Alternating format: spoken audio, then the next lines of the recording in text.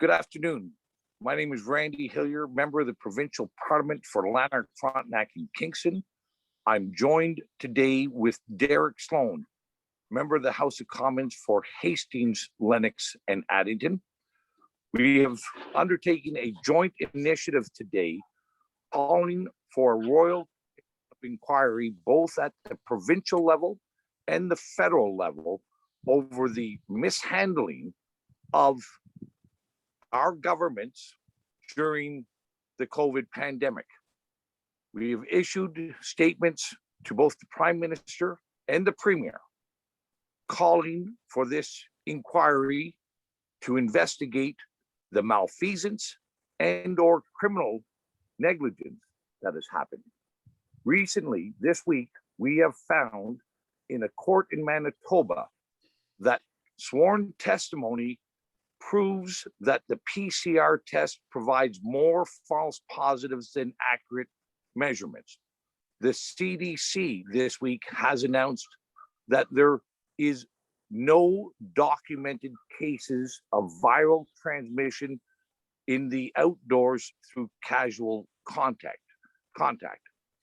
The CDC report further states that they miscalculated the risk by a tenfold over the transmission of COVID outdoors.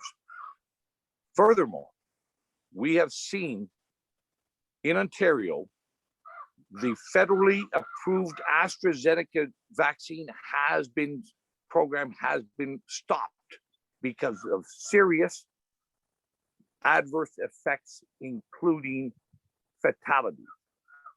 All our governments have been in haste to deal with the pandemic and have misled and betrayed the public trust. Thank you for that, Randy. And I am also calling for a federal inquiry into the handling of the COVID-19 crisis. There are both provincial and federal aspects to this. And we have seen a complete failure at the federal and provincial levels to deal with this virus. And at the federal level, we have seen a government that has done little more than turn on the money spigots and pray for better days. They have done nothing to contextualize the data.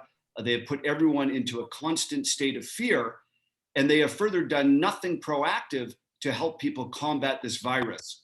I have pointed out various prophylactic measures as well as treatments that are looking promising on the floor of the House of Commons.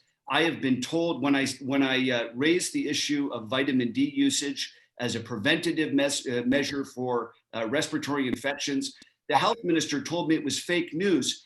At the same time, her own government was funding a study into looking at this very issue.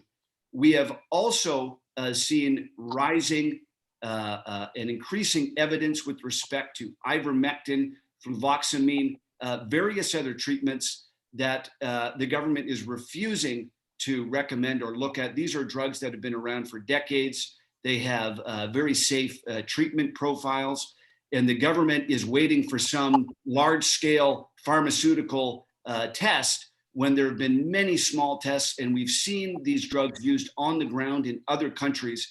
It is a categorical failure to not move quickly and use these treatments that have shown promise. These are just a few examples of the absolute failure at all levels to deal with this. And instead of actively moving forward on promising treatments, we're shutting down businesses en masse. We're keeping kids home from school who have statistically, according to Health Canada's own data, rounding down to the nearest 0.1%, a 0% chance of dying from COVID-19. We need to take a look at these treatments. We need to take a look at the true statistical reality of this disease, take a look at the science behind our testing, as you pointed out, has been raised recently in court by the government's own experts, their own health experts.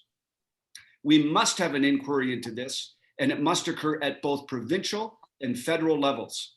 I am pleased to release this press conference today jointly with MPP Hillier, and we hope to get to the bottom of what we have been seeing over the last 15 months in this country. And we call on all elected members to join us in our call for a Royal Commission of Inquiry. Thank you.